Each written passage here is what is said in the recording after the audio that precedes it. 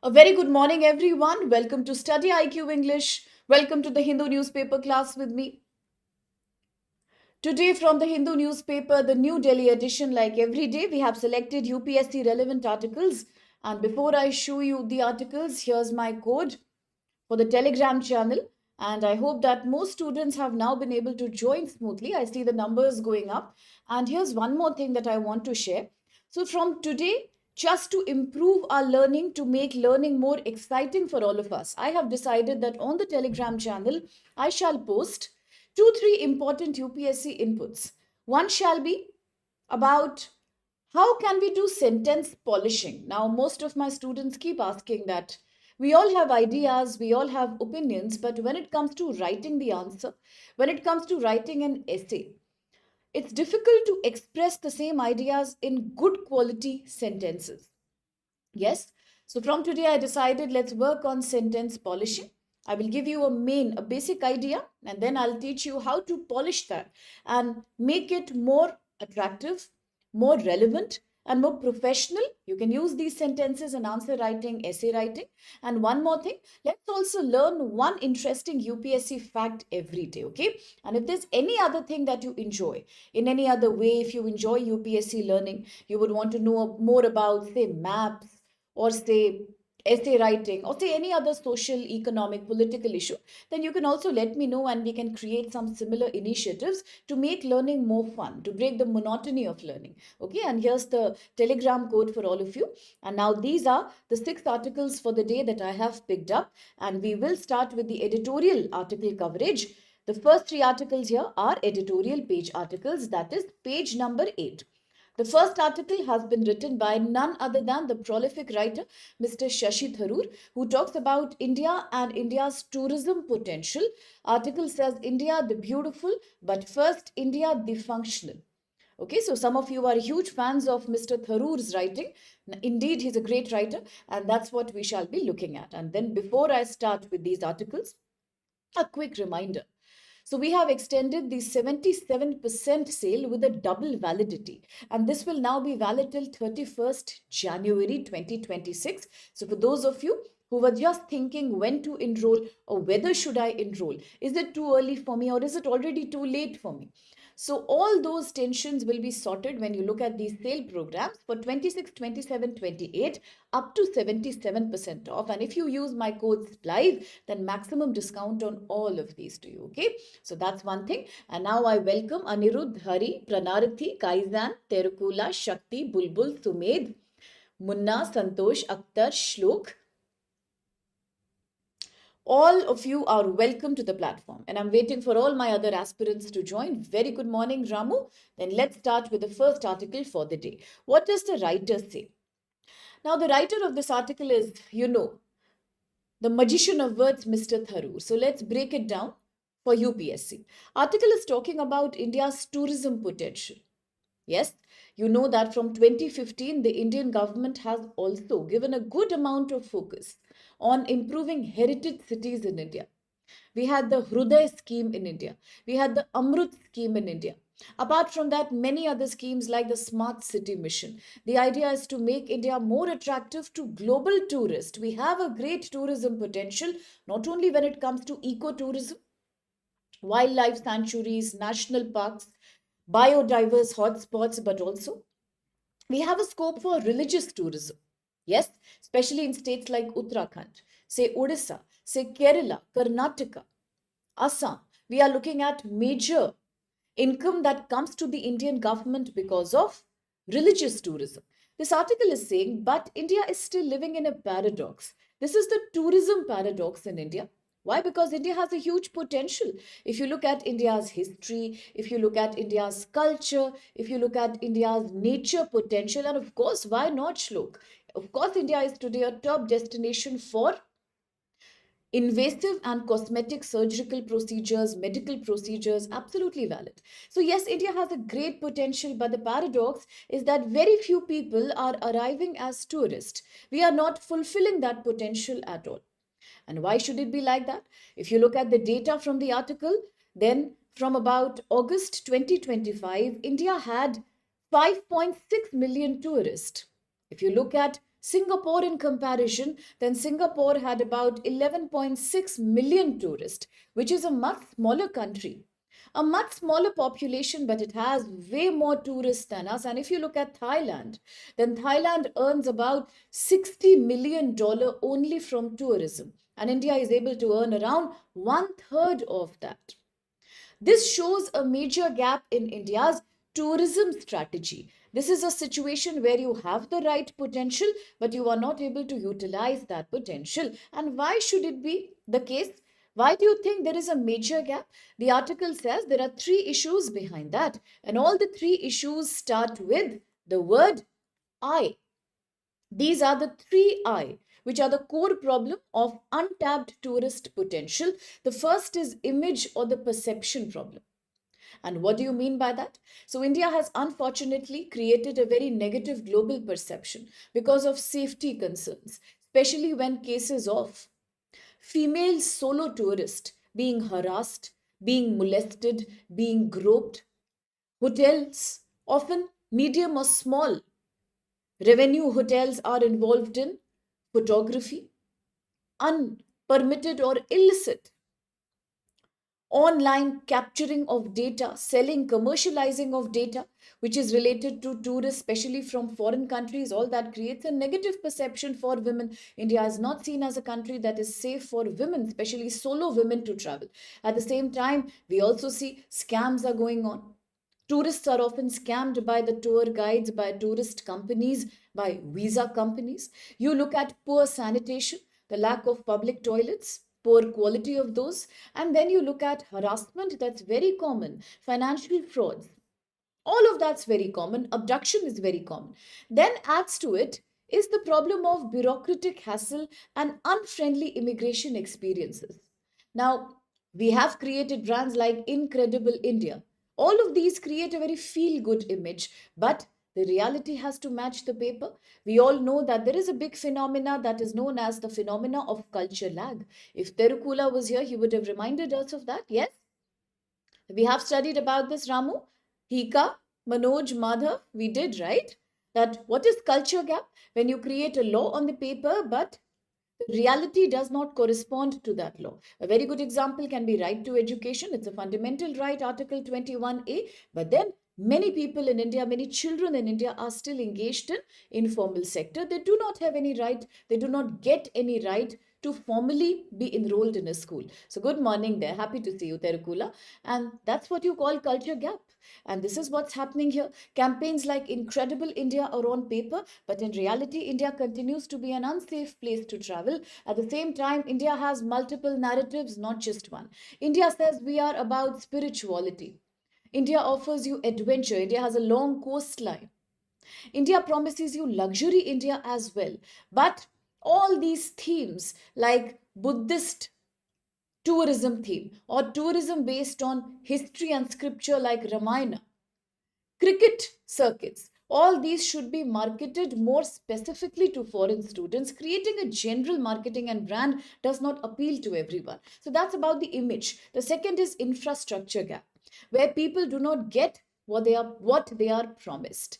Yes, very good. That's a gap that we are seeing here. So, what is the infrastructure gap? Now, tourism starts with the airport, but the problems also start there. There is poor last mile connectivity. There is bad road experience for the tourist. There are garbage piles everywhere. There is confusing signals. There is a complete chaos at traffic networks. There is lack of public toilets. There is lack of reliable Wi-Fi connection. Poorly maintained heritage sites. So what happens then? Tourists come with a great aspiration, and what they see in reality doesn't match their aspiration. And the third problem comes from India itself.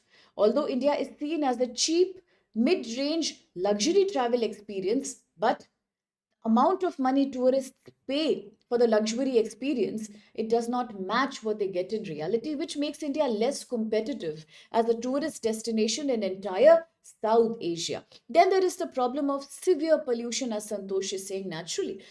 Now, when news spreads about the AQI in Delhi, AQI in other Indian metro cities deteriorating every year, overpopulation, theft, robbery, dacoity. Now, all these naturally create a spoilage of the image that you create through Incredible India. Now, India itself is a problem. Why? Because as Shlok is saying, India indeed is an overpopulated country. Today in the newspaper, I was once again seeing the same thing because second article is coming about China. So if China has 1.4 billion people, India has surpassed China now. We have safely about 1.43 to 1.44 billion people. Now with such high density of population, there is massive air and noise pollution. Drinking water is poor quality. We recently saw what happened in Indore.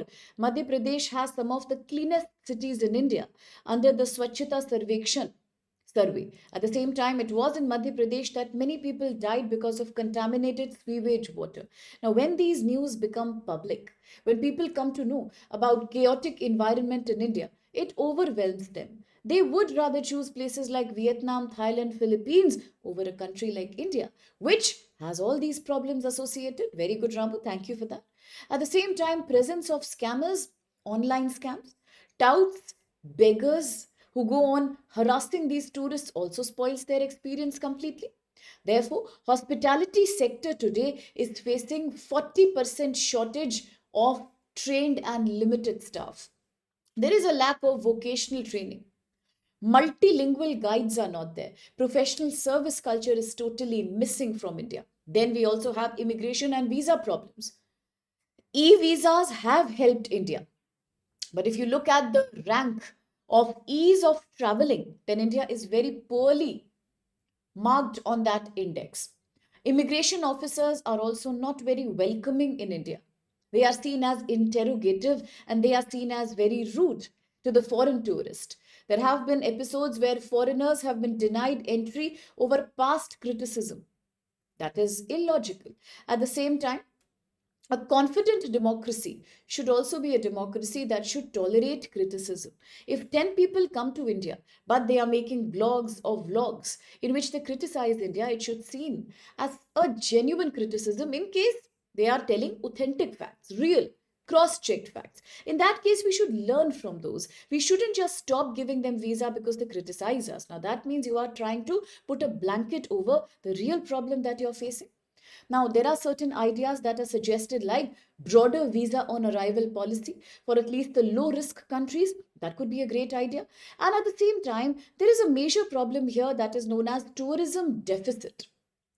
As I said, we have massive potential, but we do not have enough tourists coming in as compared to Singapore, Thailand, Vietnam, Philippines, Malaysia. Can we do something? Can we do something to solve this problem? That's a very innovative thing you've said, Madhav. Absolutely, Rishi. That's a wonderful thing to say. Once you must think of increasing the strength of your passport, but then that doesn't happen automatically. If you look at the Henley's passport index, look at India's index. It's again not competitive at all. And it doesn't happen overnight. It is something that needs effort and investment to happen. So in India, we also have immigration and visa problems. If you look at electronic visa, it is there on paper. But when people actually arrive in India, they feel that officers are very, very unsupportive. So, how to fix the problem? One thing is to rebrand, but this time rebrand with targeted marketing. And how do you do targeted marketing? Now, shift from the traditional campaign, such as the Golden Triangle, the Himalaya, the Sundarban, the Coastal Belt. Use more digital tools to offer people what they are looking at. For adventure loving people, of course, you have the coastal India. Now, people who are inspired by culture and religion, naturally, there is Northeast, there is Himalayan belt, there is the belt of Rajasthan, Gujarat. Now, people who are interested in exploring India's developed side, now for them, places like Tamil Nadu, say Haryana, or you can say Karnataka, Andhra Pradesh, Maharashtra could be excellent places to travel. Then people who are mountain lovers, who are into trek, who are into mountain sports, for them exclusive targeting with advertisements that focus in, say, Western Ghats or the Himalayan region or the Northeastern region. So that's what we need to do with a separate campaign towards ecotourism. That could solve the purpose rather than just creating a general image like Incredible India. But what will the Incredible India offer you as a tourist is something that's more worth considering. So people will go to Singapore and they have a clear idea of what Singapore offers. People go to Vietnam, they have a clear idea of what they are getting to see. But with India, that's not there. India is a massive country, varied topography, so experience can have a mismatch with what you were promised. So targeted campaigning, as per Mr. Tharoor, is a very good idea here.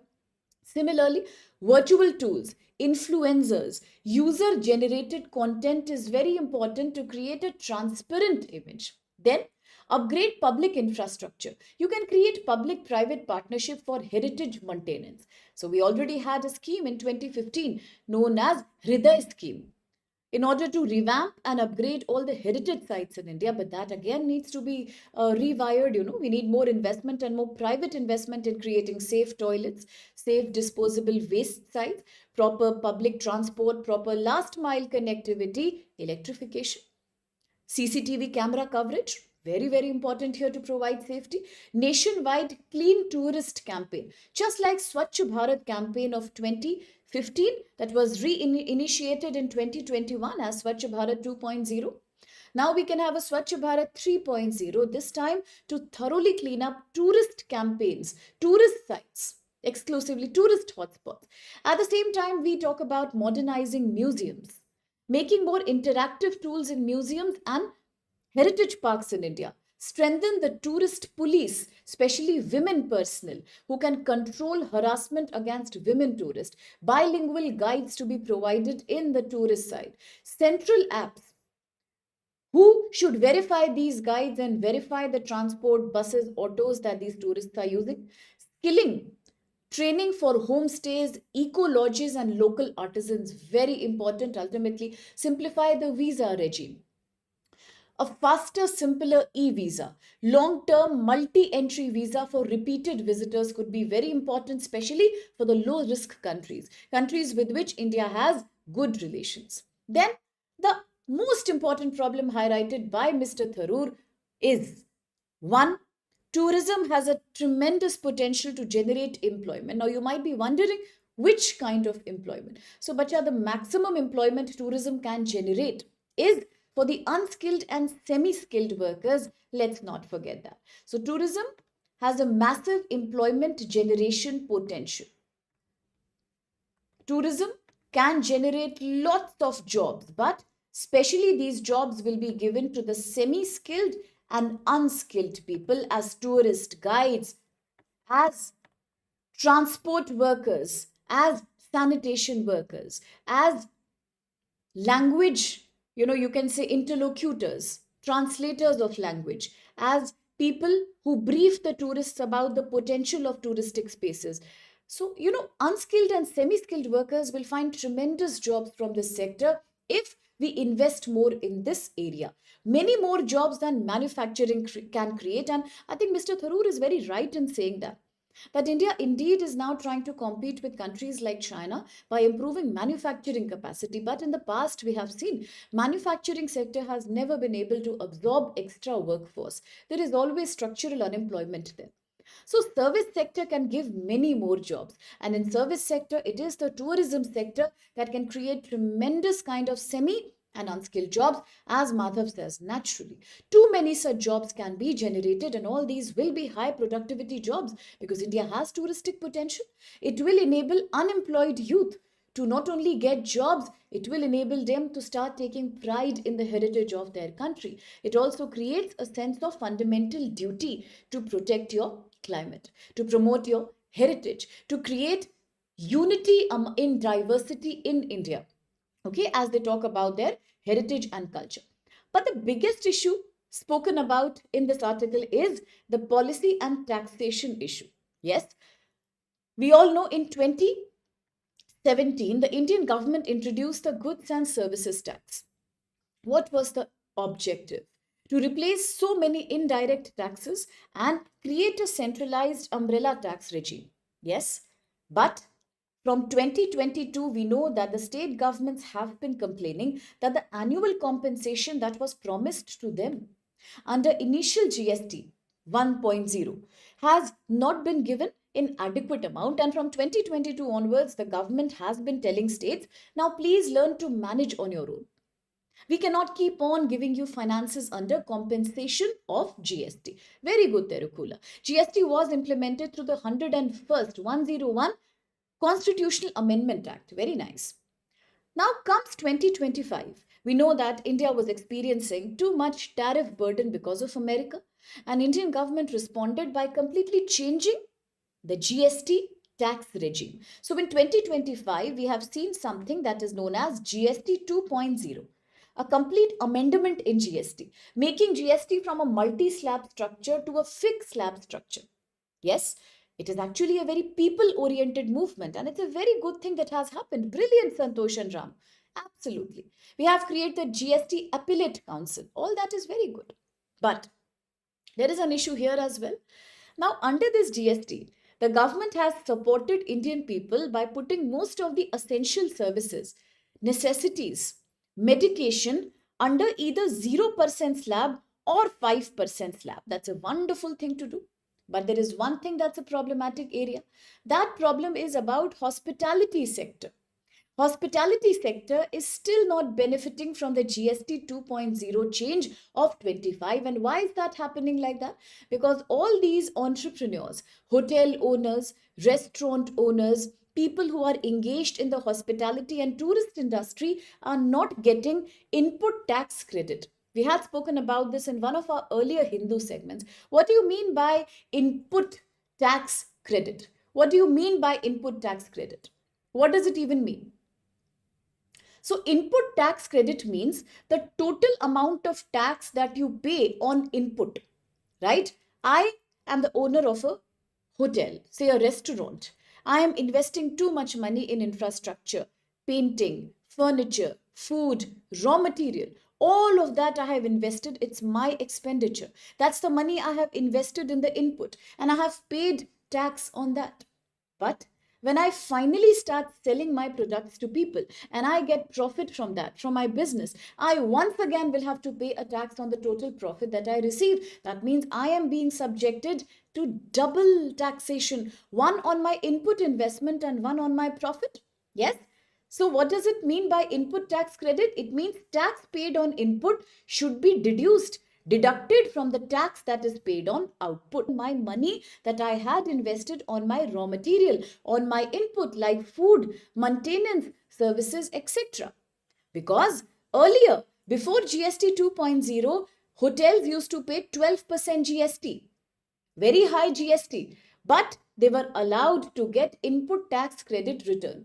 Today, although GST for the hospitality has been reduced from 12% to 5%, on paper it looks very less, but there is no benefit because despite 5%, they are not getting any return in the form of input tax credit. So they are being subjected to double taxation because hotels cannot claim back the tax that they paid on their raw material or inputs. So their overall cost has increased. Because of that, even with a lower GST from 12 to 5%, they are not experiencing any profit as such. So according to Mr. Tharoor, the current GST regime is hurting the hospitality sector, not helping it at all. Because hotels and tourism all come under GST. And that is very, very good, Santosh and Ramu. That is something that you call a cascading effect. When somebody is subject to double taxation. Now, we had spoken about double taxation when we spoke about CBAM, Carbon Border Adjustment Mechanism between European Union and India. Today we are looking at the same thing, and hotels and tourism are all subjected to GST. So just by reducing GST from 12 to 5%, you are not helping these people. You must also allow them input tax credit, return the tax they pay on their investment. Otherwise, the reduction to 5% is not going to help them at all. That's the key pitch of this article. So how can we conclude this article? We can say India has a world-class asset, eco-tourism potential, religious cultural tourism potential. India has the potential of wildlife. India has potential of medical, cosmetic tourism. India has potential of urban tourism as well. But all this is underutilized. Why? Because positive image creation means working on ground as well. It means giving quality infrastructure where safety, security, and monitoring are very crucial. So do not waste your touristic potential. You don't need reinvestment, but definitely you need refinement, is what Mr. Tharoor says.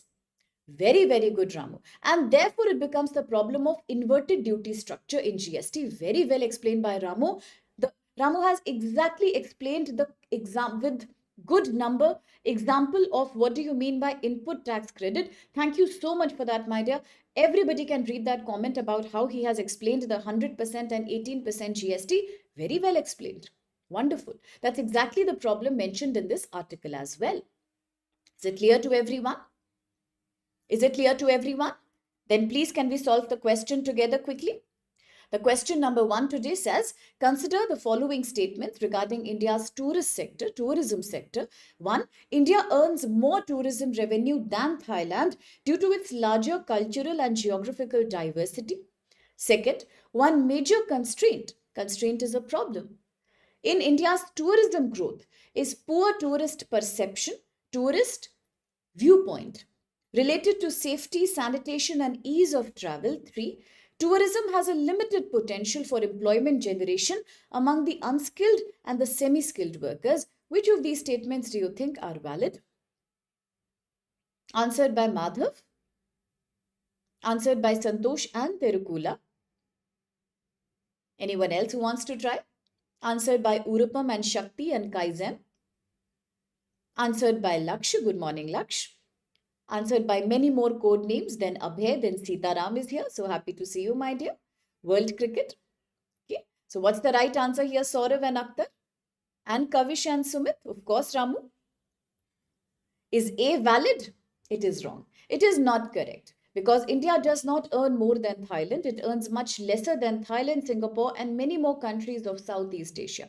So first is not correct. But we should always begin by eliminating. Never waste your time on all the options when you can actually eliminate. Elimination helps in saving time. So A, C, and D can be eliminated, being B the most secure answer. Okay, second one. One major constraint in India's tourism growth is poor perception. That is totally correct. I mean, look at the example of the Hanley's Passport Index and India's rank there. Third one, tourism has less potential. For semi-skilled and unskilled workers, no. According to Mr. Tharoor, it has a major potential, in fact.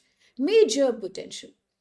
Because whether it's tour guides, whether it's sanitation workers, whether it is people who sell food, the vendors, or whether it's the transport drivers, whether it's the interlocutors, people from this sector have a major opportunity from this sector. So third being incorrect, making B the right answer.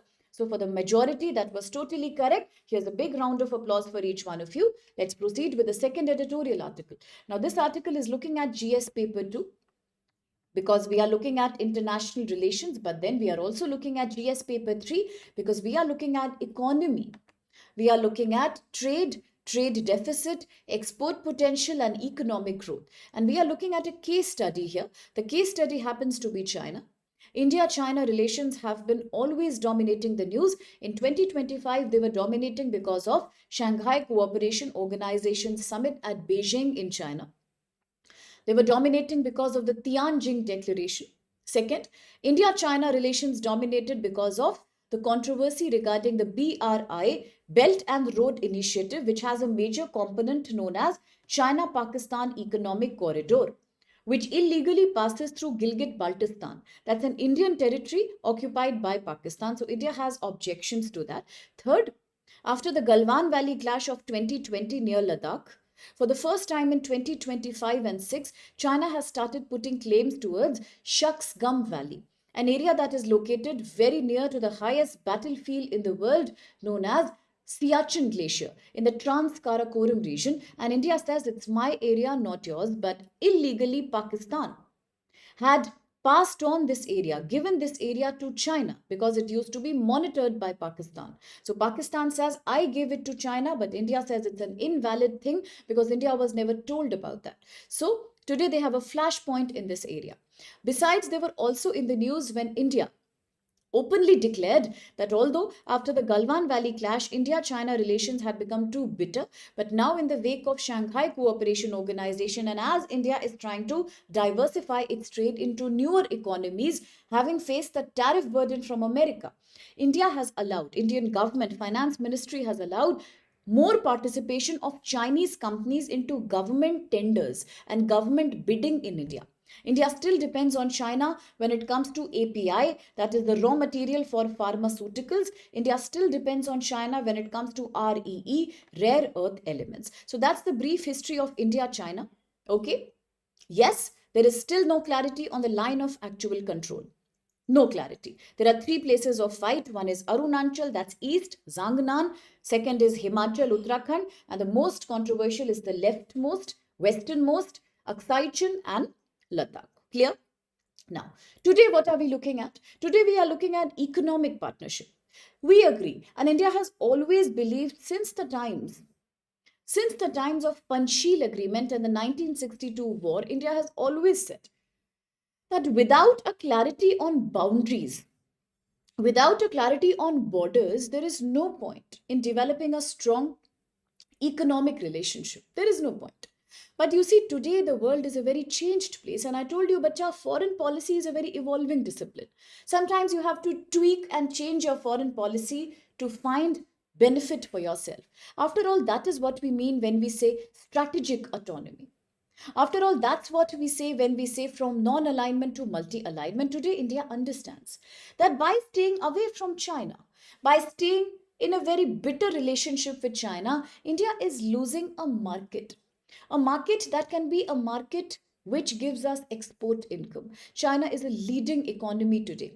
China has a great manufacturing capacity. China not only has a great export potential, China also has a very big domestic demand. Western countries, especially America, are highly insecure of Chinese economic growth. That's why majority of Western economists keep on misleading us by saying that China does not have any domestic demand. India has a strong domestic demand, China has zero. And China has no domestic demand, China only has one potential, that is export potential. Why? Because China always produces in bulk. China produces more than needed. If you need 10 units, China produces 1 lakh units. China is known for its overproduction capacity.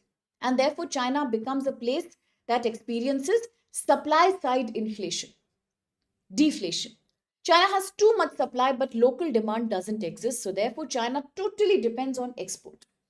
That's a claim that people make, but this article here has been written by a Chinese ambassador to India. So naturally, he is giving a Chinese perspective on this reality and he says this is a myth. This is a myth. It is not a reality. Not correct. Because China still continues to maintain a very strong internal domestic demand. Yes, the low cost labor. China has demand. So let's see what this article has to say about Chinese economy. And I really thank Santosh for talking about the API, for talking about reserves. Thank you, Ramu, for mentioning upstream, downstream. Thank you, Terukula, for talking about the new member of BRICS, the new member of NATO, and the new member of Shanghai Cooperation Organization. A big appreciation and a big thank you for you to that. To you for that, okay? So let's quickly see what this article has to say. Let's focus a little bit. I request please no spamming in the comment box, okay? All right. Now, second article says Chinese economy remains very strong. We are living in 2026 where tariff has become the new weapon of war. From America to European Union, countries are busy imposing sanctions on tariff on their perceived political enemies. It all started from America. The 50% tariff, then additional 25 when it came to trade with Iran, then additional threat of 500% plus tariff when it comes to importing oil from Russia. Today, everybody feels because of this tariff policy, most countries are in a very poor situation. But China has been an exception throughout. Chinese economy remains strong and resilient despite global problems. It is shifting towards a consumption-led model, a high technology based growth, as well as offering great opportunities of cooperation, free trade agreements to countries like India. So India also has no choice now.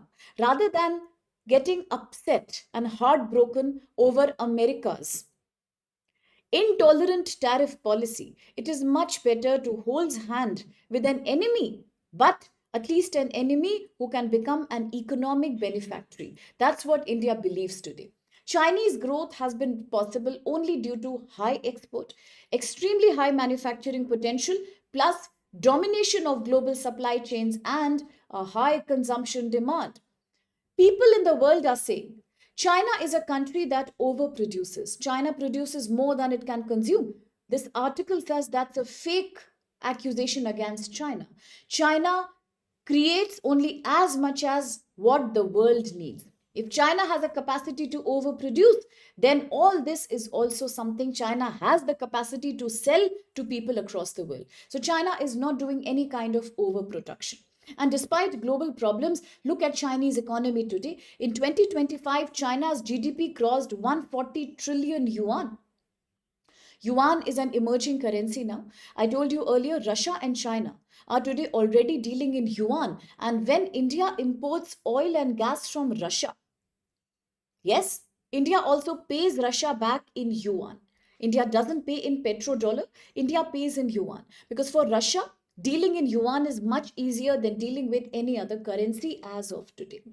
Dumping is obviously a side effect of any country that's an overproducer, of any country that is ready with a stock to supply to other countries at reduced tariff. That's always the fallout of global trade. And there's not much you can do to stop that, except for in the critical sectors like for India, dairy and agriculture. You need to bear with that dumping. There are some protocols to control that also, such as rules of origin clause. Many clauses are there, but still, dumping is always a side effect of overproduction. And that is an ugly side of global trade. Okay, now coming back to this idea. Despite global problems, look at Chinese economy. 140 trillion yuan. That comes to about $20 trillion. 5% annual growth rate. That's what China has. At the same time, China contributes to 30% of global economic growth. So, can we say China is a declining economy? No. China is a heavily rising economy. And now look at the reason behind China's economic growth. Why is China doing so well? The first is domestic consumption.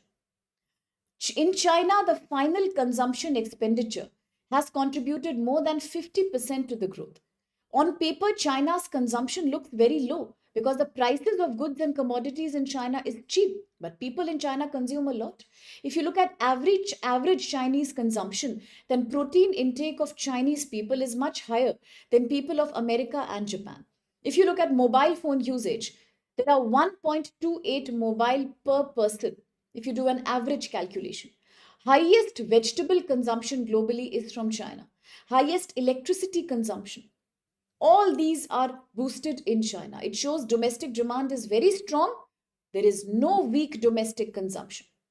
Second reason behind China's growth, export potential. China is a leader of exports in a big way. Exports contribute today to about 32.7% of Chinese growth. Okay, so if you look at Chinese growth, then exports are contributing near about 33% to that, near about. High tech exports in China have grown by 13.2%. Made in China is a very competitive theme. China controls industrial and supply chains. You all know about Chinese domination in REE, in critical minerals, in API, in semiconductors, AI chip fabrication. Where is China not excelling? In every area, China has the domination. China has a very stable growth with regards to ASEAN countries and also with EU. China's trade is very stable. With Russia, China's trade is tremendous, one of the highest trading partners. Now look at investment side. What about investment? Now this is a very critical point made in this article. If you look at the total investment, then in China, capital investment has been declining. Say it has only contributed to about 15.3% to Chinese economic growth. Okay, so gross capital formation in China has declined. Now, a very good question at this point. What do you mean by gross capital formation? This article says in China, gross capital formation has been declining. It has been reducing. It only contributes to about 15% of economic growth. What do I mean by gross capital formation? Gross capital formation means investment in assets like factories, machinery, roads, building, and infrastructure. That has been declining in China. Much before, few years before, China's growth was mainly happening through investment and exports. Now that's not the case. Today, gross capital investment is less, but that's a positive sign because today the growth is happening mainly due to domestic consumption, with technology and innovation supporting that. Now in China, growth comes from AI, quantum computing, brain computer interface, high end manufacturing servers and robots, green industries, renewable clean energy. It's not coming from gross capital investment in fixed assets like machine and factory, which is a good thing. Article is arguing, the writer is arguing, he's a Chinese ambassador. He says, why is China's export capacity not overcapacity? Why? Unlike Western countries, you can't say that China produces overcapacity. China does overproduction. That's not true. You see, industrial capacity utilization in 2025 in China was 74%. Okay. Now, what am I talking about? Let me quickly specify. Industrial capacity utilization. Listen carefully. In China in 25 was about 74.4%, but this is exactly similar to countries like US and European Union. What do you mean by industrial capacity utilization? What do you mean by that? When I say industrial capacity utilization, I am saying how much of a factory's total production ability is actually being utilized. Therefore, if you have a high utilization, that means your factories have a demand to fulfill. They are working day night. They are producing because there is a demand to meet. It's a very positive sign of growth. And in China, industrial capacity utilization is nearly 75%. Totally matching to EU and America. Very good, Terukula. Here, we can use the word optimal production. China produces exactly to meet the demand. There is nothing to worry here. China is producing really well. China produces as much the demand is. Demand is strong, so China is producing. There is no question of overproduction. It depends. It depends how they choose to market and sell their goods, Shlok. It depends on that. Earlier, China had the same strategy. Now, China is not doing any overproduction. Nothing of that sort. But earlier, China used to do that. And that leads to then dumping, rerouting its products to other countries, into other developed countries. All that starts. Prices become competitive. Prices are falling, but that's a good thing. If prices fall, export again increases. Export increases, you get trade surplus. Okay. So if you have a limited production capacity and then the prices of your commodities fall, like it happened in India after currency devaluation, that's a problem. But if you have too much capacity to produce, you can afford to let the prices fall because ultimately you will still get aggregate income because you will have better export potential. Anybody will buy your cheap goods. When bulk demand comes, bulk exports happen. Imports are lower, exports are more. Anyway, you are enjoying trade surplus and no tension about cost also because you can produce that much. It again depends. Depends. This is not a straightforward equation. It depends on the value of your currency. It depends on your trading partner, on the tariff regime that you are following. So generally, it is a profitable situation if you can manage economies of scale, yes, without compromising on production capacity and with having a good kind of FTA and good tariff agreements the world over. That's what China has been doing. Okay. So now look at China's industrial capacity utilization is very, very good. Nothing is wrong here.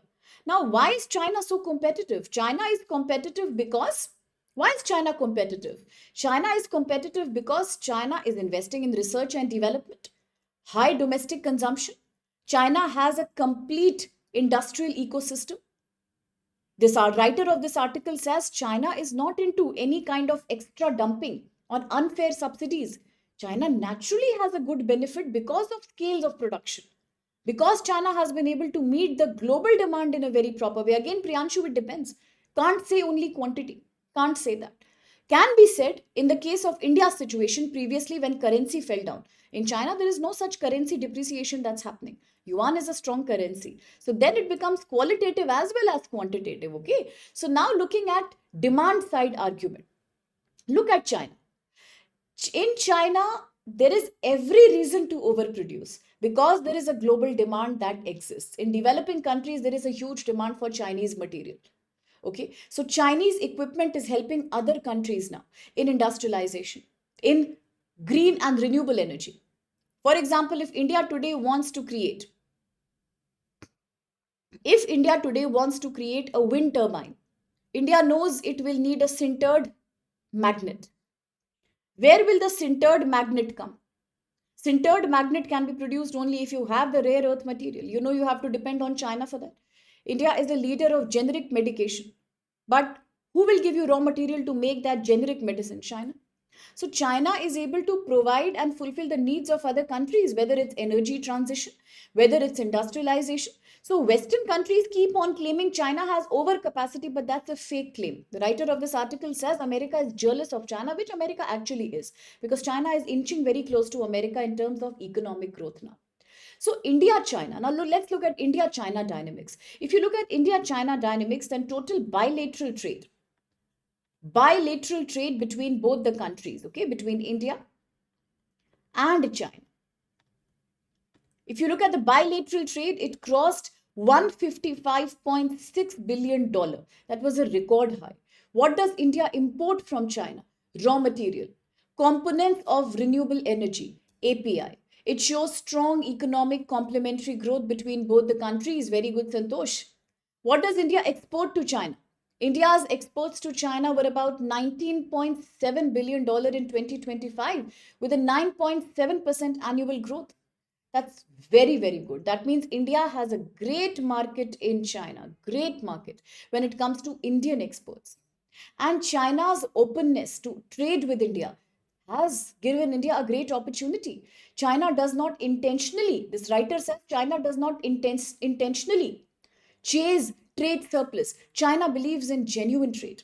China has no need to be insecure of countries like India. China is ready to offer India a low tariff.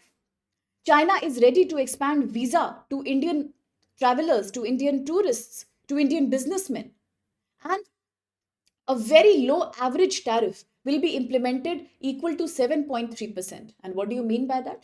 It means on average, China charges 7.3% tax on imported goods. This is quite a low level of tariff if you compare it with other countries in the light of what America has done. It's a very low level of tariff. Yes? China is a massive exporter. Not just a big exporter, massive exporter. Yes? Now, this means China also has a very average tariff structure, 7.3%. Which country will not want to do trade with China? It is very important because low tariff mean India will have access to Chinese market. It shows China is not closed. China is not behaving like America. China is not acting like a protectionist closed economy. So, the claim of China that China wants to be both a global factory also and a global market also is not that bad. It's not that wrong in reality. In 2026, the priority of China is to expand its domestic demand. And China has a huge market potential. China is a country with a population of 1.4 billion people. We were just talking about India's. Ramu told us India has 1.47. India is the largest, followed by China 1.4. In China, you have a great middle income group. Middle income group in China is plus 400 million people. So you see what happens now. China will focus on its domestic demand. China doesn't have to be so insecure about its export that it increases its tariffs or it makes trading with other countries tough. China doesn't want to do that. China wants to maintain an open market and be highly competitive. Is there a way forward for India and China? Yes. Today, India is allowing Chinese companies in Indian government orders and biddings. Similarly, China is welcoming Indian exporters to have access to Chinese markets. Indian firms are encouraged to use platforms like China International Import Export Platform.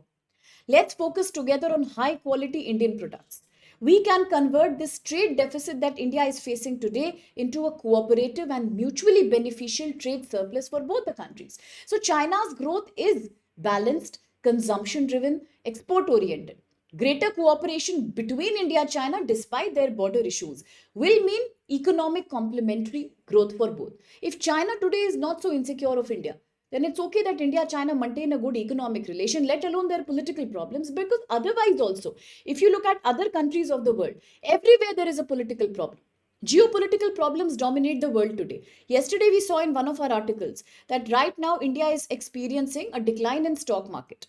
Somebody just told me yesterday that I lost about 6 7 lakh rupees only in one day. People are losing crores in one day in stock market. Suddenly, why is there such a sad sentiment about the falling value of Indian rupee? Yesterday, we spoke about the high amount of capital outflow from India. Why is it happening?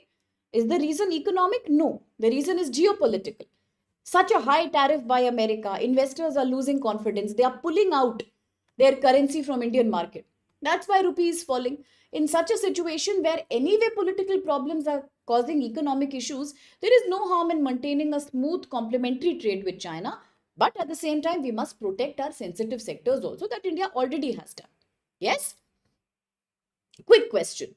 Consider the following statements regarding Chinese economic growth and India China trade. Absolutely, Madhav. Ultimately, we are trying to diversify. And whenever you diversify, then if you say, no, I want quality as well, I want trade surplus at any cost, I will not export, then how will you maintain any trade surplus in the first place? How will you have a market open for your exports? You won't have then. Okay. So that is a temporary impact also of the tariff. So right now, whether it's quantity or quality, India needs to focus on export destinations. Okay. Thank you so much. Quickly, in 2025, domestic consumption was largest contributors to Chinese economic growth. Second, China's high-tech export recorded double-digit growth despite an unfavorable global trade environment. Three, China's industrial capacity utilization rate in 25 was comparable to that of US and Europe. And four, China has reduced trade barriers and expanded market access, creating opportunities for Indian exporters. Which of these are valid? Which of these are valid? Are all of them correct? Are we sure, Zahir? Are we sure, Terukula, Saurav? Apex, Santosh? Yes, Rajnishwar, Priyanshu, Akhtar, Shlok, Sitaram, Ramu, Terukula? Yes, absolutely. All are correct. A big round of applause. I have nothing to say beyond that. Brilliant. Well performed. Well done, like every time. Quickly, the third article, bache. This is also coming from GS Paper 2. GS Paper 2, UPSC syllabus, international relationship. Which relationship are we looking at? Yes, we are celebrating the mother of all the free trade agreements. Yesterday, India finally implemented the mother of all the free trade agreements. That's what we are calling that. Very good.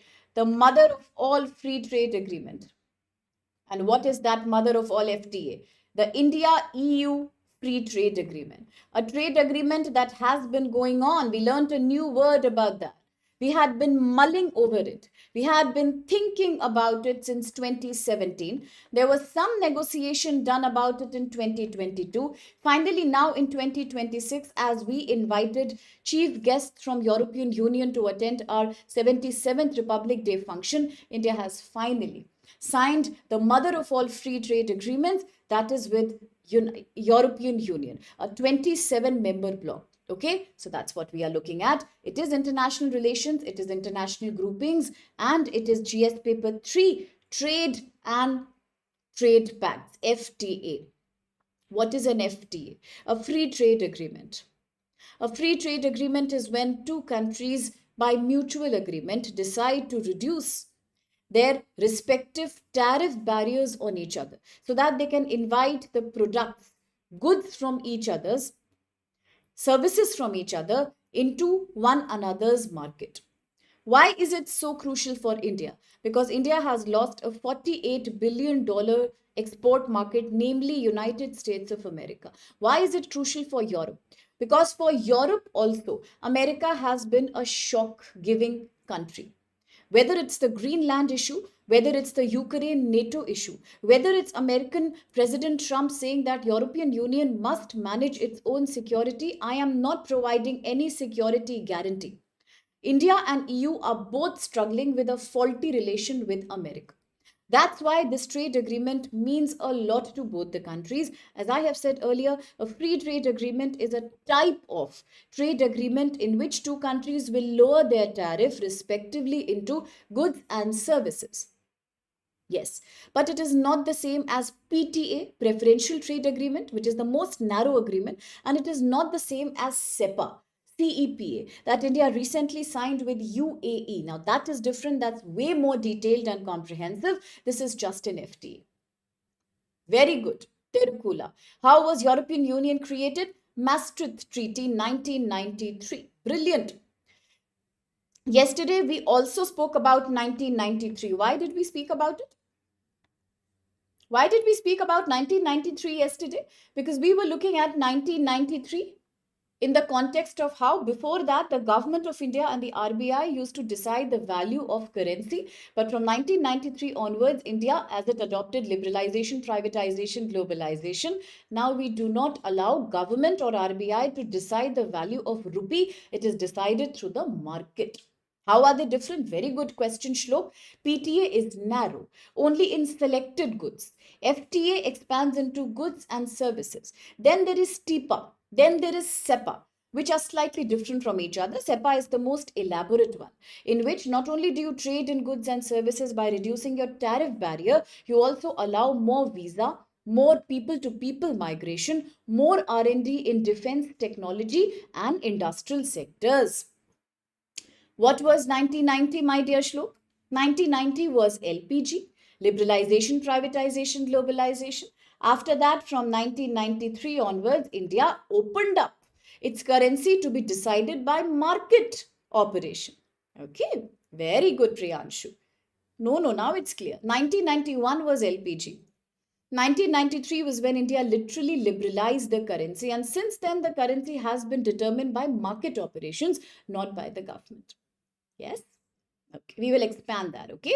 Kaizen and Shlok, if we have any slight doubt about the difference between SEPA, TIPA, we will talk about it in detail. Very good. Very good, Sitara. Quickly, let's focus. Thank you, Santosh, for clarifying the TEPA with European countries. Very good. Coming to the agenda now. Why is it the mother of all the free trade agreement?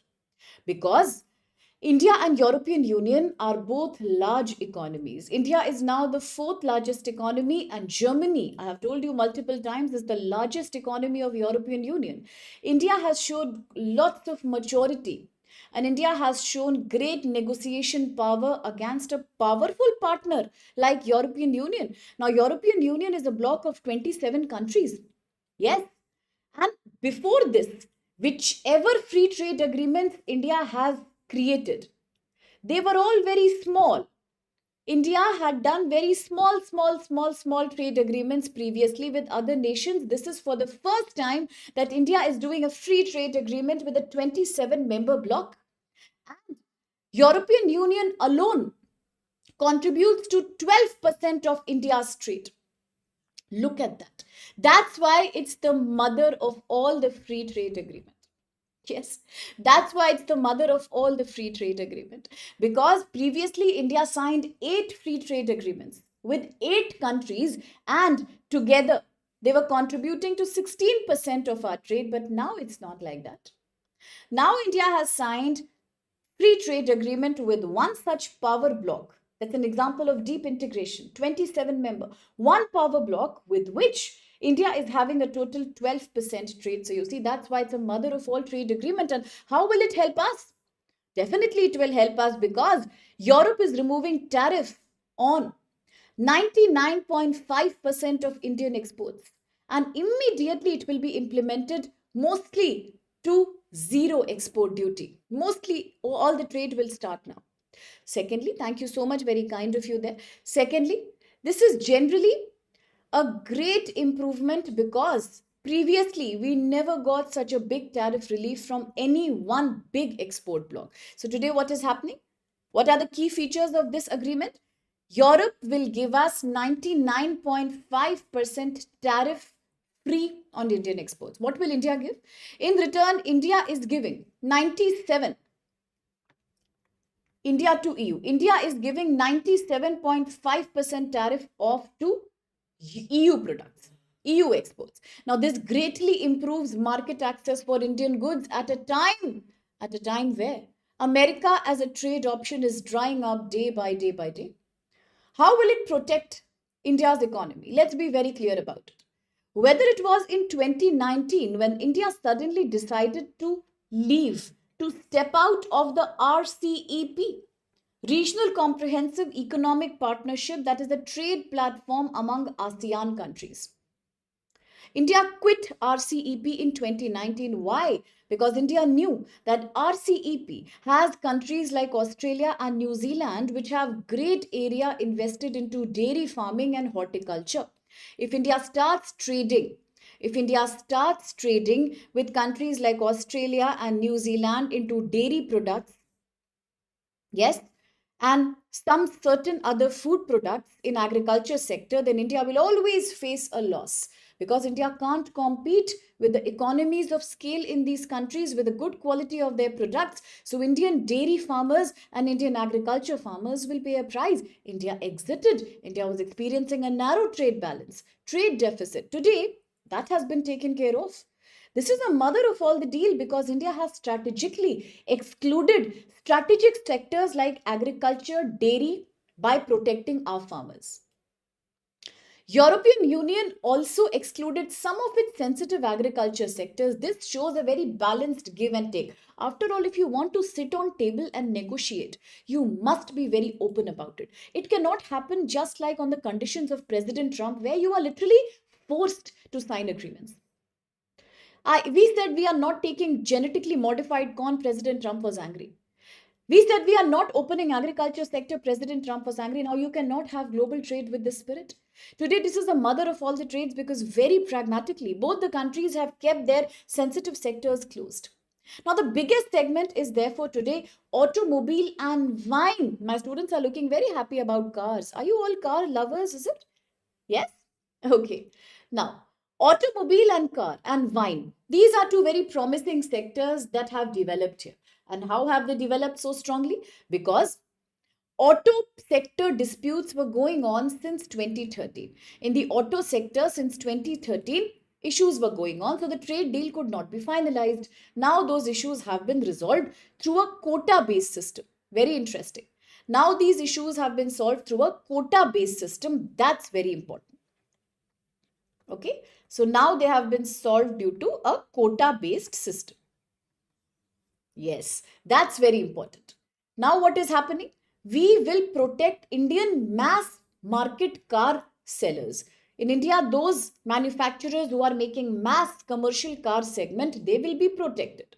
But we will allow European luxury cars on a limited basis. Yes, we will allow luxury cars on a limited basis. Now, similar quota-based approach has been done for wine also. We are giving benefit to French winemakers, but we are also protecting Indian growing domestic wine industry. So that's the quota system where you have put an upper cap on how much can these products reach in India to protect the large scale manufacturing interest. Okay, so luxury cars will definitely be a beneficial sector. Okay. Now, beyond trade, what is going on? Separate agreements have also been signed in mobility, defense, and technology. That means India is also signing a strategic defense agreement. Just like India has signed right now with UAE, India will sign with EU also. Under these defense agreements, we are not creating any mutual defense pact. We are saying we will allow more research and development and more innovation in developing defense equipment, defense technology, machinery, more people to people migration. Indian professionals are invited to Europe. Indian students will be given easy visa to continue their studies and then to find jobs abroad. That shows a deepening strategic partnership. This is therefore not just an FTA. It has all the features that you should talk about of a CEPA, Comprehensive Economic Partnership Agreement. Is everything very good? Is everything looking very nice? Are there no problems? There are some problems. Nothing in life comes without a problem. There are certain challenges. So here's the map of European Union, all the European countries. Okay. What are the problems? The problem is CBAM. Very good. The problem is CBAM. The problem is carbon border adjustment mechanism. India still has not been able to get any exemption under the carbon border adjustment. That means Indian manufacturers who still continue to have a high carbon emission per unit of their production will tomorrow be taxed in European markets. And that means they will face a much higher tax regime. That kind of negates or cancels all the benefit that you get from a 99.5% tariff reduction. Right now, CBAM applies to 6 products, but unfortunately, it may expand tomorrow to all industrial products. Are there any positive points here? Yes, because Europe has not exclusively targeted India like America. CBAM of Europe is meant to protect European environment and health. And they apply CBAM to all their trading partners. They do not do any discrimination here. So India also respects that. But the problem is India is a developing country. And developing countries really need time to reduce the carbon emission factor when it comes to their production process. So that way it is tough for them to compete with European manufacturers or say manufacturers coming from other developed countries like US or Japan or say Australia. There we shall experience a problem. So India needs to rewire its manufacturing process by making it less carbon emission based, more carbon neutral. That's an idea where slight friction is happening. Our exporters are a little unsure about their profits. Now, any future relaxation, if Europe decides to give to any country, automatically it will apply to India also. After all, you have a protocol called most favored nation, which America keeps on breaking time to time under WTO. If you have too many trading partners with which you have free trade agreement, and if you give one country a special benefit, you will have to give all the countries the same special benefit. You can't discriminate among your trading partners. That's the most favored nation protocol. Although President Trump breaks it, but Europe will not break it. That is a positive thing here. Now, second thing is manufacturing reforms are needed in India also. That is a problem. Why do you think you need these reforms in India? Because India should improve the pace of reducing carbon emission in its manufacturing process. If we want to use this market to the best of our advantage, we must rewire our manufacturing process, make it more climate environment friendly. That is very important. To attract investors who want to export cheaply to Europe through India, we must speed up large scale manufacturing reforms. Then there is one more small problem: the pace of implementation, the speed of implementation. Indeed, it's a big milestone signing this FTA, but do not forget it has been going on since 2017. It has taken a long time. Totally, it's about 8 years. We are still negotiating this FTA. So the FTA now also has to be translated into 27 languages of European Union. That will need approval from each country's parliament. And implementation will finally take time. India cannot wait. India is in a hurry right now because after losing American market, you have seen the speed in which India has finalized so many free trade agreements with New Zealand. We have signed a free trade agreement. That day Eric was quite categorical in saying that it is a PTA, preferential trade agreement, and I said yes. India took 9 months only to sign that FTA with New Zealand. Recently, India has done it with Oman, UAE, Jordan, UK, then Australia, all these countries. Why? Because we are also in a hurry, right? Yeah, we have successfully done that. We are still doing that. So we need immediate implementation, but that implementation is taking time. So India should really push for faster clearance. Otherwise, if the benefits will come too late, in the meantime, our trade deficit may keep on increasing and that reduces our exporter confidence. So overall, what can we say?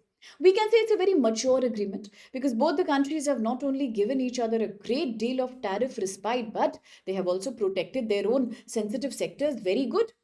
Market gains are around the corner. We will get market gains, but let's focus more on manufacturing readiness, CBAM protocol, and delays. If we are able to tackle these 3 problems, then naturally it is the mother of all the free trade agreement. It is everything to celebrate about. Yes? Very good, Terukula. It's almost like if you lose one big chocolate or one big cake, you replace it by having small chunks of cake or small chocolate pieces. Very good example. Quickly, the question. Consider the following statements regarding India-EU FTA. 1. Under FTA, EU agreed to eliminate tariff almost on all Indian exports, while India protected its sensitive agriculture and dairy sectors. Terukula answers, Priyanshu answers. Second, disagreement over automobile in earlier negotiation were resolved in the current FTA through quota-based approach. And 3, India secured exemption from EU's carbon border adjustment mechanism as a part of these FTA negotiations. Which of these do you think are valid? Yes? Shlok, Sitaram, Santosh. Elvin answers. So does Enka. So does Ayush. So does Apex, Santosh, Saurav, Priyanshu. Very good. What about Bulbul? What about Zahir? What about Aktopam? Rajnishwar Sumed answer. Madhav answers. Very good, very good. Excellent, good going there. Excellent. Code name Chip answers here. He's saying, let's hope it's A. Urupam and Swapna answers. Sumit answers. What about other students? What about Munna? Zahir answers. Naveen answers. Very good, very good. And I think that's a wonderful answer. So, is that correct? Absolutely, it is about clapping for all of you because it's totally correct. No doubts here. That 3 is wrong. India has not got any exemption under this. But tomorrow, if any one country gets an exemption, India will also get under the most favored nation protocol of WTO. Okay. So, first 2 are totally right, making A the valid answer. As always, majority is right here. Thank you so much, Terukula. The Rojava area that we discussed in the news yesterday when we were looking at Syria, we spoke about an area called Rojava. Okay, so Terukula is explaining us about that. Thank you there, Terukula. And Anoop, and everybody has answered really well, whether it's Kavish or whether it's Munna. So happy with your answer. And it's also valid, as Shlok says, that given President Trump's policy, we can have a separate lecture on them. But my doubt is, will that lecture go on for months, given the intensity of his policy? Okay. Wonderful.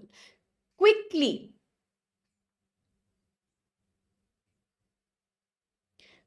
the next article, please. Okay. And then we can travel back to say, yeah, okay. The question from yesterday. I remember. Yes, Terukula, I remember. First, let's quickly finish this also. Okay. Can the ED file writ petitions before the court? So, which topic are we looking at from GS paper, from UPSC syllabus? We are looking at GS paper 2. We are looking at polity and governance issue. This is a very interesting article. I would say one of the most important articles for the day. What are we talking about? We are talking about a controversy that came again from Tamil Nadu and Kerala, where state governments are questioning whether Enforcement Directorate that has powers under PMLA, Prevention of Money Laundering Act, does the ED have a legal status like SEBI, like other statutory bodies? Does it also have a legal status, this ED, Enforcement Directorate? Can it go to the courts and get writs issued in order to, get any kind of justice or any kind of approval for its protocol? So, does it have a right to invoke writs in the High Court or the Supreme Court? That's the main agenda of this article. Thank you, Ramu, for clarifying that. Very good. We have done PMLA, and indeed we are talking about PMLA 2002, Prevention of Money Laundering Act. We had also in detail discussed UAPA 1967. This article is touching upon both of these, but the main agenda of this article is the same. So let's quickly look into the issue. Very important article, the last one for the day, and then a quick consideration over one more news and we are done. So please focus quickly. What happened in India? On 20th January, the Supreme Court of India has agreed to examine in detail what? An issue whether Enforcement Directorate can file writ petitions in the High Court or the Supreme Court. Why is the case highlighted? The case is coming into picture because state governments of Kerala and Tamil Nadu are challenging in the High Court that ED should not be allowed to invoke writs. That leads to the bigger question, what do you mean by writs? As Santosh, Ramu and other students have clarified in India, writs are covered under broadly 2 articles. When you look at the Supreme Court and the writs, right to constitutional remedies, you have Article 32, but then High Courts can also issue writs, and that comes from Article 226. Yes? That's the main question here. Can it issue writs? Let's look at the writ itself. What do you mean by a writ? Talking about Article 32 going to Supreme Court of India. Supreme Court of India under Article 32 can issue writs for protecting the fundamental rights of people and other legal bodies in India. Looking at High Courts, article very good, absolutely Shlok. It is a command. It is an order given by court if the court feels somebody's fundamental right is being abridged, taken away. Well said, Ramu. High courts under 226 article can issue writs for two reasons. Supreme Court does it to protect fundamental right. High Court does for fundamental right and other legal rights. Now, don't forget this. Don't forget this. Supreme Court is issuing writs to protect fundamental rights. Why High Court? High Court under Article 226 is issuing writs to protect fundamental rights plus other legal rights. Plus other legal rights. Let's not forget that.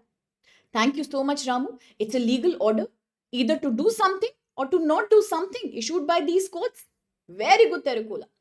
What are the 5 constitutional writs? My nerds are already talking about it. Habeas corpus. That means within 24 hours, produce the body of the arrested person in front of the nearest judicial magistrate or the magistrate. Mandamus, where courts are forcing a public authority to do their duty. Prohibition, when the courts are telling a lower court to stop overstepping their power. Then comes certiorari, to cancel or to quash an illegal order. And then it's quo warranto, questioning the illegal occupation of office by the court. All these are the important writs. Now let's remember and do not forget any one. So listen carefully, bache. Listen carefully. Writs are discretionary. Writs are discretionary. The court may refuse to issue writs if alternate remedies are available. Writs cannot be, now this is the most important thing, I'm writing it down here. 1, there are 3 things I told I don't want anybody to forget.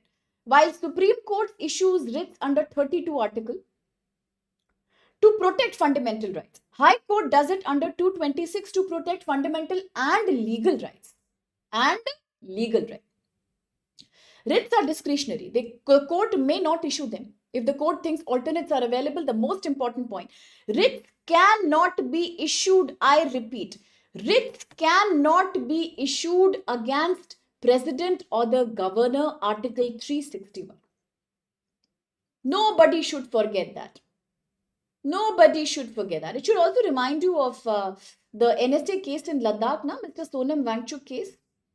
Yes? Article 361, bache, what did I just say? Writs cannot be issued against the president and the governor. They get immunity. Very good. Then, writs do not lie against private persons. Writs do not usually lie against private persons except in special circumstances. What is the current problem? Why did the Kerala approach Supreme Court? Why Kerala approached Supreme Court? Listen. The dispute started with Kerala High Court in September 2025. In September 2025, there was a decision taken by the High Court of Kerala, which held Enforcement Directorate as a statutory body. It said ED is a statutory body and ED has the right to file writs in the High Court under Article 226. Issue happened because of a controversy regarding gold smuggling case. In 2020, there was a case of gold smuggling. Gold was seized by the government at the Tiruvananthapuram airport. The National Investigation Agency booked a case under Unlawful Activities Prevention Act UAPA 1967. Enforcement Directorate immediately started its own parallel proceedings under Prevention of Money Laundering Act 2002 PMLA. After allegations that ED officials forced the accused, ED officials were troubling and harassing the accused, Kerala government created a commission of inquiry to probe into this conspiracy. Enforcement Directorate challenged this commission in the High Court of Kerala, saying that you must issue mandamus, you must issue certiorari. But Kerala objected. Why is Kerala objecting? Kerala government is saying ED is only a department of the union government. ED is not a juristic person. What do you mean by a juristic person? Listen carefully. Juristic person. Kerala government says ED is a government department under PMLA. ED is not a juristic person. Who is a juristic person? A juristic person is a legal entity recognized by law as having rights and duties similar to that as a natural individual of India, a natural citizen of India. Yes. Including the capacity to sue somebody and including the liability to be sued by somebody. That's a juristic body. ED, Kerala government says, is not a statutory body. It is not a juristic body. So what right does it have to issue 226 writ in Kerala High Court? Now, a very good example can be in India, companies, whether public or private companies, or statutory bodies like Reserve Bank of India, SEBI, Securities and Exchange Board of India, universities, municipal corporations, all these bodies are created by law. They are statutory, they have a separate legal identity. They can issue writs. But what about ED? Can ED issue a writ? ED should not issue a writ. Because ED is a body that is not a juristic body. It cannot file a writ or it cannot issue a petition independently under Article 226. Therefore, the case is invalid. ED cannot sue anybody. Nobody can sue ED in its own name. Now, any dispute between the central government and the state government in India are directly to be solved by the Supreme Court. Here comes another article in question. This is Article 131. I don't want anybody to forget. I just spoke about Article 361, the immunity of the governor and the president. They cannot be issued writs against. This is 361. What is 131?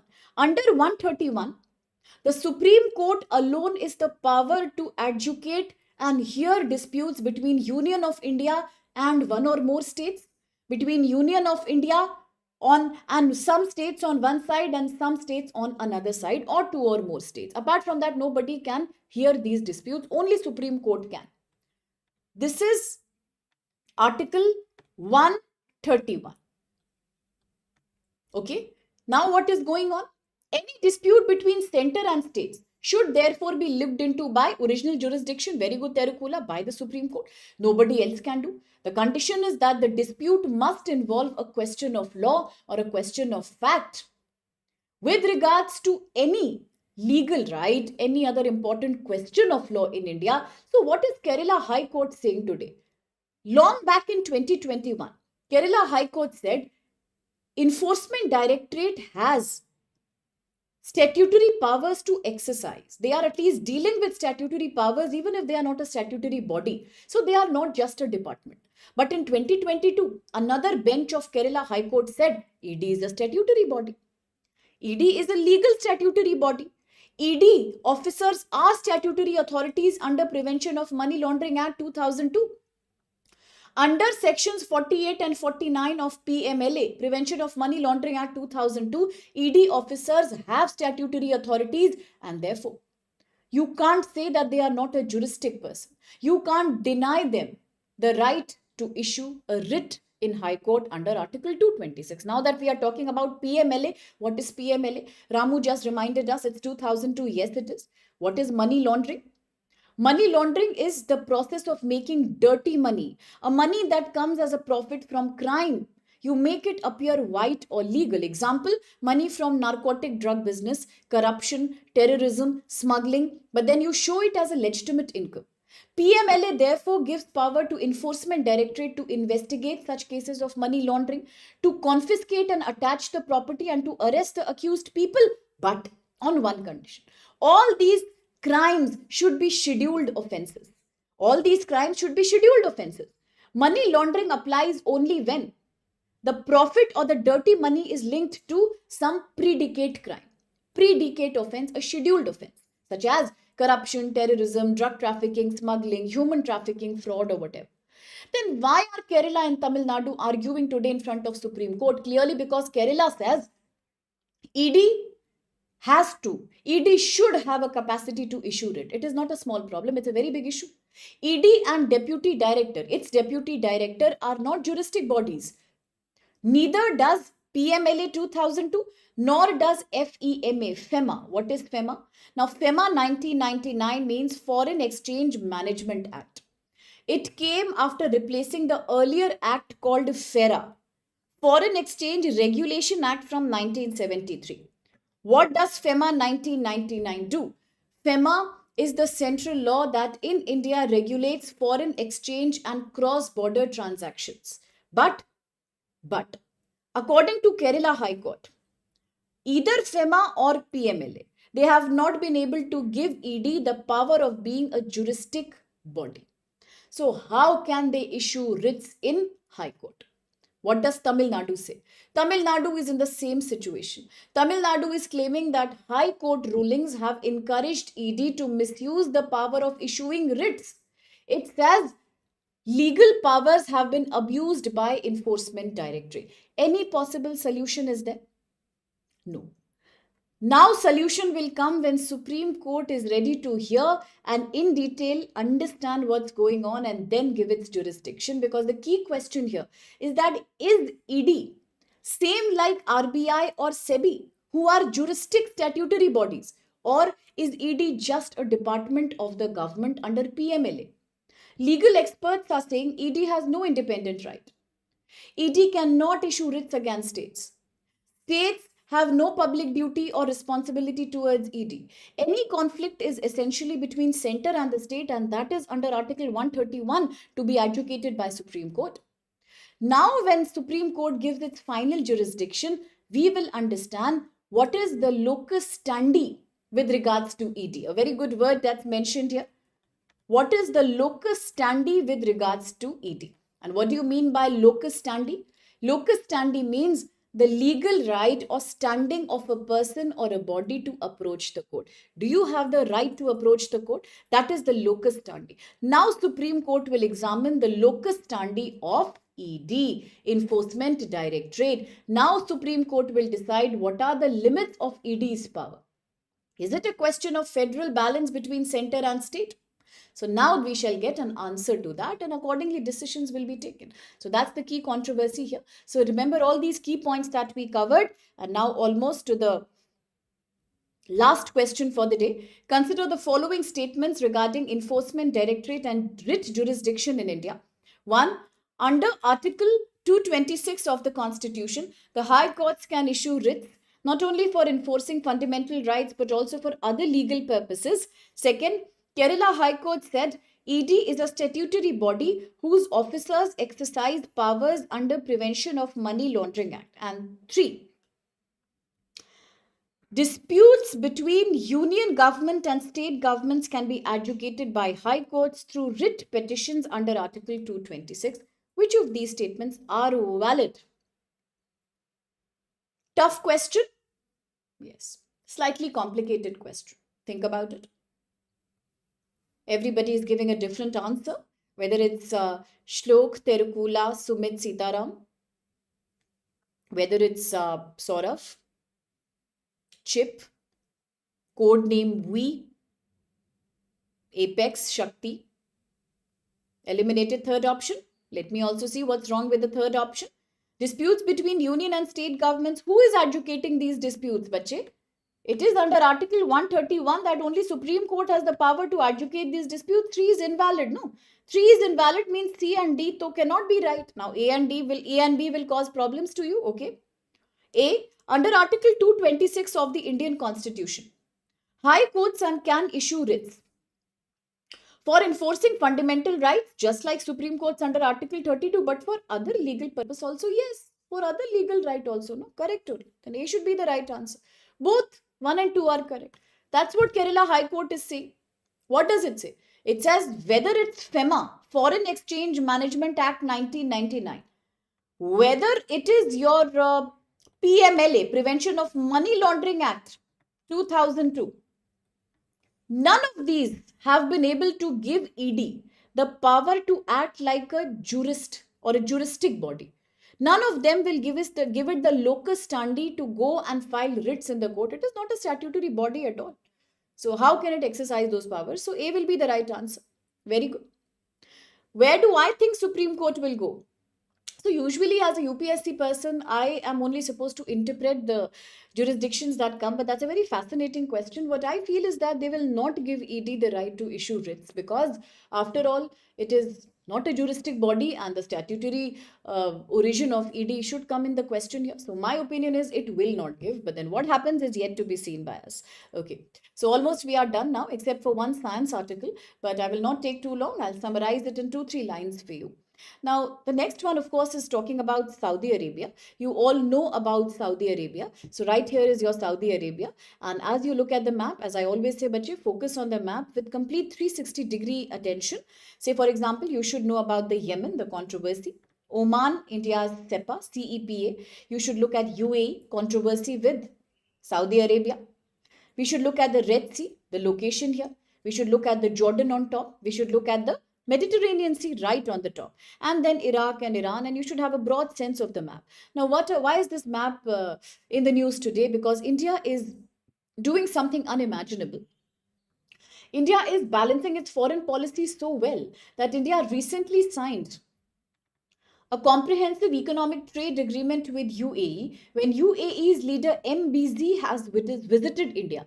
But you also know that MBZ is not having a good relation with Crown Prince Mohammed bin Salman of Saudi Arabia. They don't have a good relationship over issues like Yemen, over issues like Iran. They don't have a good relationship right now. India not only cracked a CEPA with UAE, India has today also signed another pact with Saudi Arabia. We have signed a security dialogue with Saudi Arabia. Now, this also is a very important development because last year it is the same Saudi Arabia which has signed a strategic mutual defense agreement pact with Pakistan. Saudi Arabia is a key ally of America. We know that. Among all these backdrops, India signing a defense security dialogue with Saudi means India knows perfectly how to balance relations with two enemy countries. On the one hand, CEPA with UAE, on the other hand, a security dialogue with Saudi Arabia. So, what is the value of the security dialogue? What is it talking about? It is talking about counter-terrorism, terror funding, extremism and radicalization, use of technology to conduct cybercrime and organized terrorism. It has happened shortly after India's partnership with UAE. Why is this important to India? Because Saudi and UAE are having a fight right now, but both of them are important powers in West Asia, in the Gulf region. Despite the enmity between the two, India is carefully maintaining the lines of friendship with both these powerful enemies. What is India's strategy here? India's strategy is balanced diplomacy. Avoid taking any one side in Gulf. Now, 3-4 days before, when India was signing a CEPA with UAE, some countries like China and Pakistan were getting a little, unstable. They were a little uncomfortable. They said that maybe India is showing some interest in taking the side of UAE in the Gulf War. But India said, no, I am not taking anybody's side. And today, India has proven that by doing a counterbalancing security dialogue with its key rival, UAE's rival, Saudi Arabia itself. So India will focus on its own interest, as Terukula is saying, non-alignment to multi-alignment. Energy security, counter-terrorism, all these are important here. Investment from the Gulf is important here. Now, as you look at all these things, there are few other things that we should remember from this relationship. The biggest thing we should remember is that in the financial year 24 to 25, financial year 24 to 25, India and Saudi had a bilateral trade between the two of them coming out to US dollar 41.87 billion. At the same time, Saudi Arabia is the second largest oil producing country in the world after America. Looking at oil production capacity, Saudi follows US when it comes to oil production globally. But if you look at the only Gulf area, then in Gulf area, Saudi is the largest oil producing country among OPEC members. Yes. Now, remember, Saudi is also a very important participant in India's Middle East Europe Economic Corridor. It's a key point of connectivity. So that's the beauty of this trade agreement. That's it. And now the last quick analysis of an article. There we should not go much into detail. There are just 2 or 3 points that I found good for you. This is purely science. Okay, science page article, GS paper 3, science technology, particularly the outer space. What is this article talking about? Now, article is saying that today humans are moving beyond living permanently in space to becoming the dominant conquerors of space. Now, gone are the days when humans used to spend space missions only to understand the nature and the dynamic of outer space. Now is the time when humans are thinking we can also live permanently in space. Tomorrow, if there is a resource crunch, we can create colonies in moons or Mars or wherever possible. We have international stations, space stations where astronauts are spending years altogether. So space is habitable. That's one thing clearly.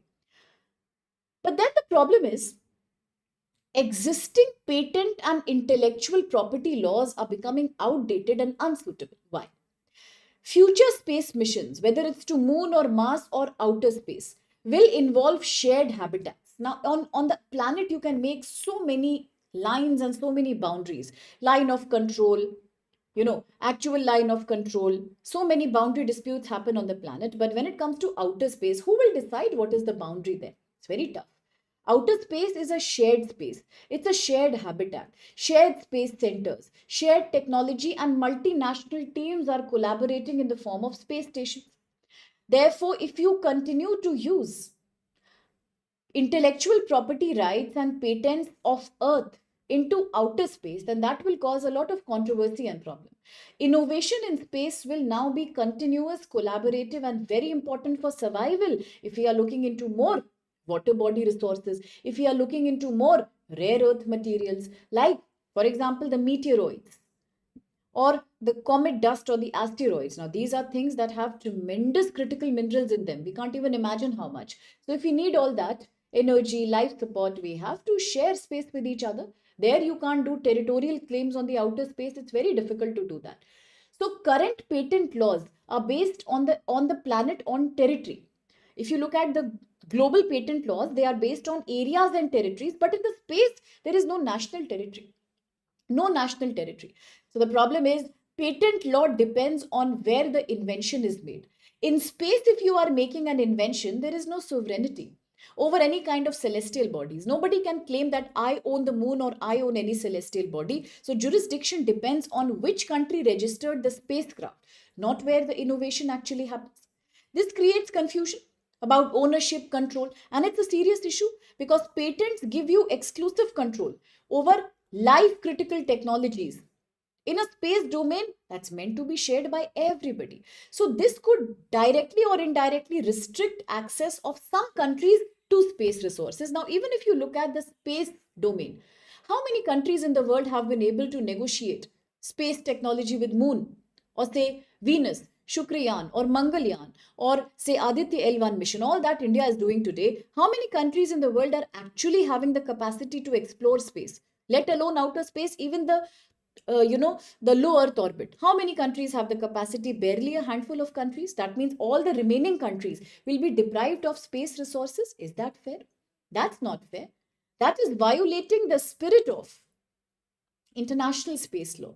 So registration based rules will be misused by bigger, richer countries who are not only able to send spacecraft but also send private space missions. So that is very, very discriminatory. Existing treaties do not clearly answer how patent rules apply in outer space. Now, if you look at a treaty in the world, it is known as Outer Space Treaty, OST. It's a treaty that has been signed by 110 members today, okay? And a treaty that comes in 1967. Just now you saw UAPA from 1967. Now you are looking at Outer Space Treaty, a treaty which has 110 members. Okay, now this is a treaty that makes the basis of international law governing activities in outer space. From 1967, it has been the foundation of international space law. What's the objective? Peaceful use of outer space, promote space as a common heritage of mankind. On paper, it looks very good that everything is to be shared equally, but in reality, that's not true. In reality, very few space-faring countries that have the capacity to launch and register space objects, have the domination here. They can not only spend spacecraft, they can do exploration, they can put their flags, they can send private commercial vehicles to space, they can make bigger international stations for themselves exclusively tomorrow. They can apply patent laws to activities in the space. They can decide how inventions made in the space are legally decided. So most countries who are not even in the space rate will be excluded. Tomorrow, even if they want to make an innovation, there will be no space left for them. Everything will already be patented and registered in the name of richer, more developed countries. So the logic behind outer space treaty will get defeated. Why? Because smaller countries, new countries will keep on following rules made by advanced and first arrival countries. But that's not fair. So the article highlights the growing mismatch between territorial intellectual property laws on the planet and the reality of collaborative non-territorial shared innovation in outer space. So, what do we need? We need a new, more systematic, a more equitable, a more transparent new space global treaty framework. That's all this article has to say. Okay. So that's it from my side today. Then do remember we have extended the 77% up to 77% sale on 26 success in prelims, 27 and 28 GS foundation courses. And if you use code SPLIVE, then further discount on that. So with this discount, anybody who was planning to take professional course for prelims, mains or interview guidance can actually think about it. Sale is ending on 31st January. Today I will share all the remaining PDFs on Telegram. And as I said, we will start some new features. One interesting UPSC fact and the art of sentence polishing. Once we all go in that direction, tomorrow I may also start accepting written answers, written essays, and provide re-evaluation on that. I'm working on that, and soon I'll provide that feature to you as well. Thank you so much for being a lovely, participative, and interactive member of this class. God bless you. Yes, it is still open. Very good question, Mohan. It is open, but if you want up to 77% off, further more discount, then till 31st you can enroll, and then it is open till 31st January 2026. That's true, Madhav. So bye-bye, Madhav. Bye, Ramu. Thank you, my dear. Bye, Enga. Bye-bye, YS Rajesh. Bye-bye, Mohan, Shlok, Priyanshu, Terukula, Sitaram, and Akhtar, Zahir, Santosh, Sumed, Chip, World Cricket, Shlok. Yes, CSAT class will be there at 1 p.m. Apex.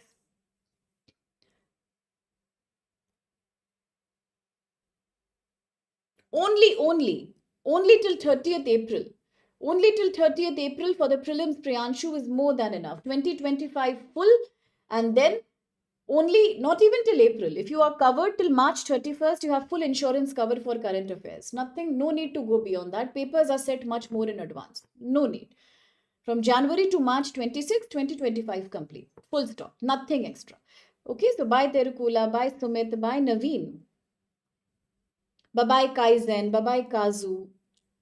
Okay, bye Sitaram, bye bye. Who else is there in the class? Madhav, I mentioned.